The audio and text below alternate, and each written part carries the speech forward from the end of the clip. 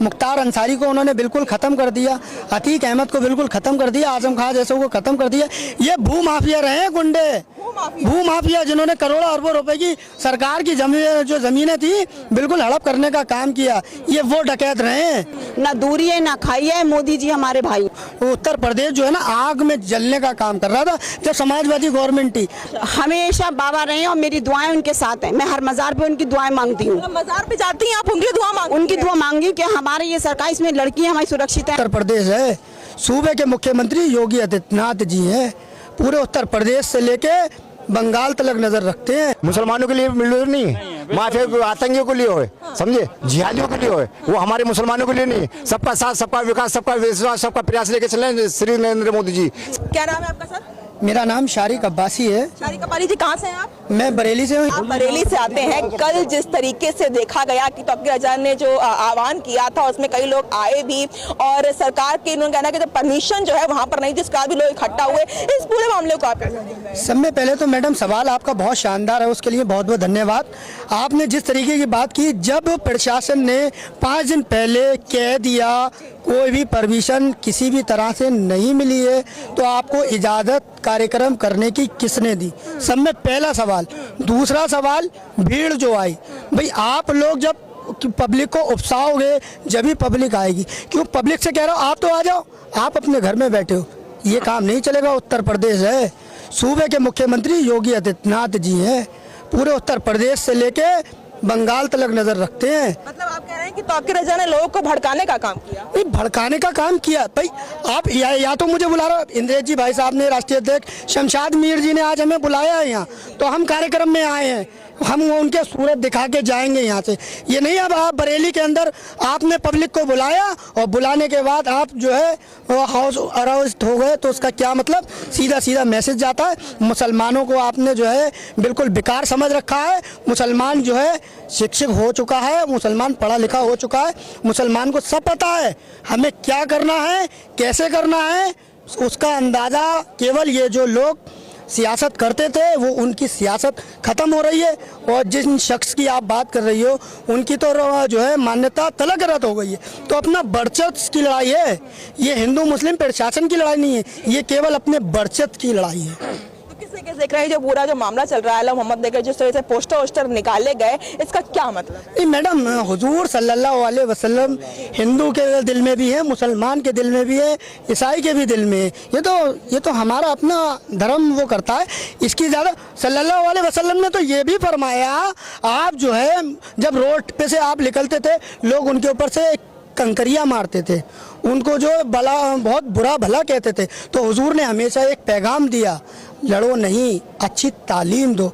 हमारा बच्चा सक्षम कैसे होगा, हमारा बच्चा दीन की तरफ कैसे जाएगा? तो मुझे लगता है हुजूर सल्लल्लाहु अलैहि वसल्लम के बारे में मैं ज़्यादा कुछ नहीं कहूँगा, जितनी बात मैंने कही। जो पोस्टर, आप तो युवा हैं, जो पोस्टर की जो नई नीति शुरू हुई है इसको लेके आप लोग क्या कुछ समझ रहे हैं? मैंने अभी आपको मैम बहुत सफ़ा लफ्ज़ों में मैंने बताया, हुजूर सल्लल्लाहु अलैहि वसल्लम सबके दिलों में बसे हुए, हमारे भी दिलों में बसे हुए।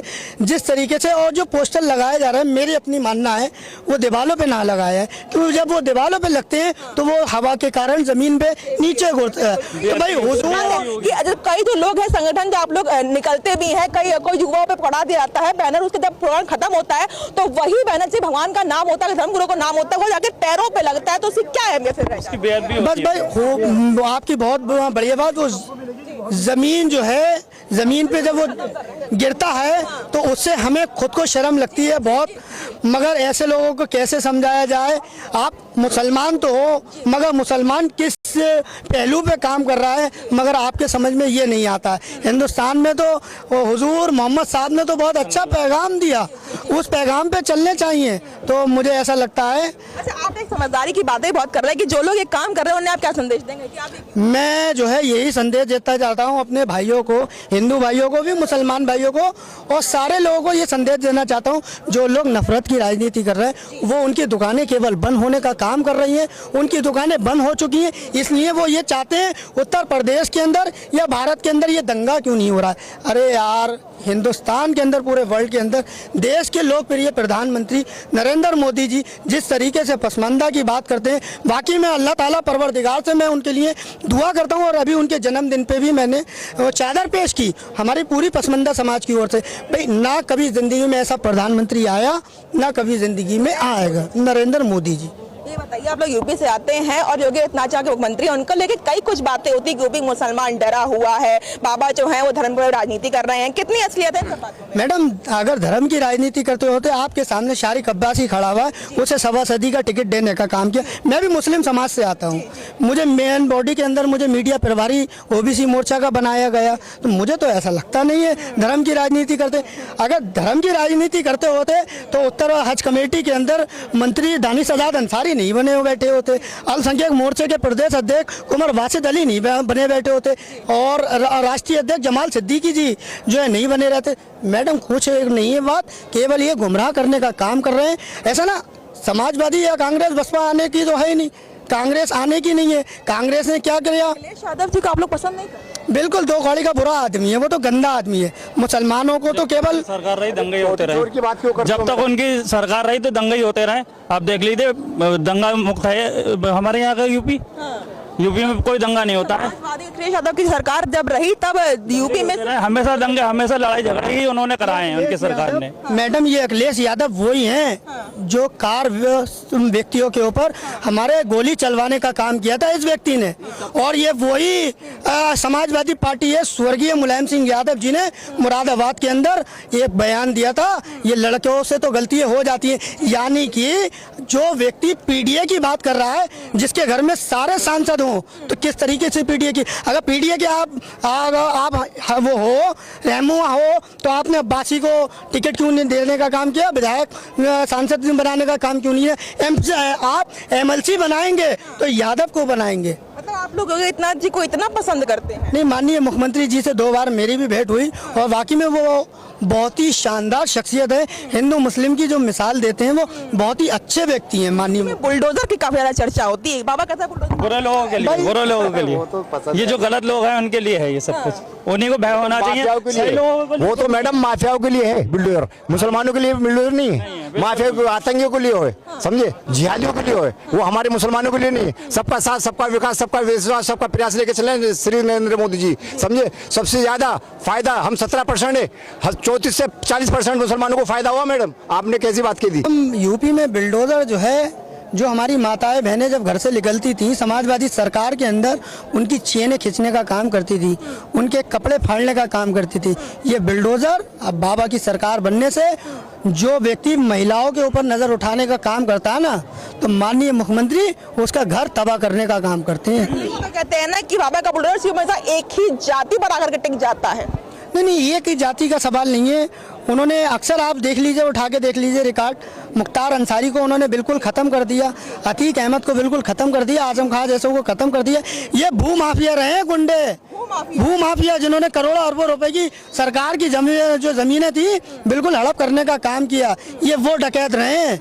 आज दौर बदलेगा, कुछ देर की खामोशी है, फिर शोर आएगा। तुम्हारा वक्त आया था, हमारा दौर आएगा। तो आप 27 में विधानसभा के चुनाव हैं यूपी में, क्या कुछ मन बना रहे हैं आप लोग इस बार? मैम, पिछली बार भी हमने मन बनाया, भारतीय जनता पार्टी की सरकार लेके आए। मतलब बाबा की वापसी चाह रहे हैं आप लोग? माननीय, फिर उत्तर प्रदेश के अंदर तीसरी बार माननीय मुख्यमंत्री योगी आदित्यनाथ जी एक बहुत बड़े मार्जिन से जीतने जा रहे हैं। और ये जो है ना, ये तो चमचे हैं, हम इन चमचों की फिक्र नहीं करते। और हमारा शेर जो है ना, जब वो दहाड़ता है ना, तो ये तो वैसी ऑटोमेटिक, योगी आदित्यनाथ जी शेर हैं? वो शेर हैं, वाकई में वो शेर हैं। जिस तरीके से उन्होंने हिंदुस्तान के अंदर बचाने का काम, एक हिंदुस्तान, एक उत्तर प्रदेश जो है ना, आग में जलने का काम कर रहा था जब समाजवादी गवर्नमेंट थी। आपने यहाँ सुना होगा एक नारा, खाली प्लाट हमारा है और सारा का सारा हमारा है। तो ये उत्तर प्रदेश में जब मुख्यमंत्री जी की सरकार बनी तो मुख्यमंत्री जी ने सपा कह दिया गुंडों को छोड़ेंगे नहीं, शरीफ व्यक्ति को परेशान नहीं करेंगे। आप लोग के पास ऑप्शन भी तो है अखिलेश यादव जी का।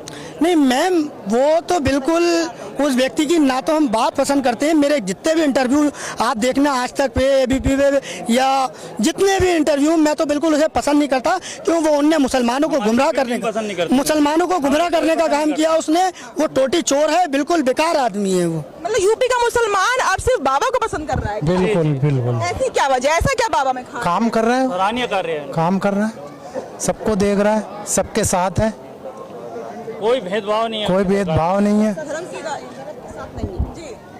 बाबा जी जो हैं वो सबके सच के साथ हैं, गलत के साथ नहीं है। चाहे वो मकान हो या लड़की का अपहरण हो या किडनैपिंग हो या चोरी चकोरी हो, वो इनका साथ नहीं देती। जो सच है उन्होंने ना कहा हिंदू मुस्लिम सिख ईसाई आपस में भाई भाई, सबका साथ सबका विकास सबका विश्वास, वो सबके साथ चल रहा है। उन्हें कोई धर्म से मतलब नहीं, उन्हें गलत काम से ये है कि जो गलत काम करेगा उसका साथ नहीं देंगे। वो जो सच है वो सच है, और हम चाहते हैं, ये हमारा सौभाग्य है कि योगी आदित्यनाथ जी हमारे बीच में आए हैं और हम चाहेंगे हमेशा वही बने रहें। क्या नाम है आपका? मेरा नाम परवीन गौरसी है। परवीन जी, आप इतना पसंद कर रही होगे इतना? जी जी, मैं उनको पसंद कर रही हूँ अब, लेकिन पहले मैं गलत मेरी धारणा थी कि मैं उन्हें डर रही थी, लेकिन उनके काम इतने अच्छे हैं कि हम तो सोचे हमेशा उन्हीं की सरकार रहे।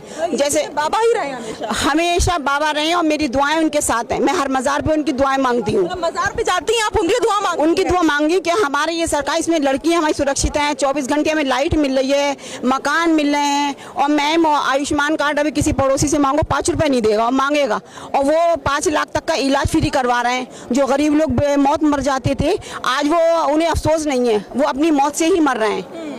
ये सब बातें। तो बाबा का जो बुलडोजर चलता है यूपी में, उसको लेके क्या कर रहे हैं? जी, तो जैसे कि लोगों ने कब्जा कर रखा है, किसी ने किसी के मकान पे बनवा रखा, कोई बफ जगह है उसमें कोठियाँ बना रखी हैं।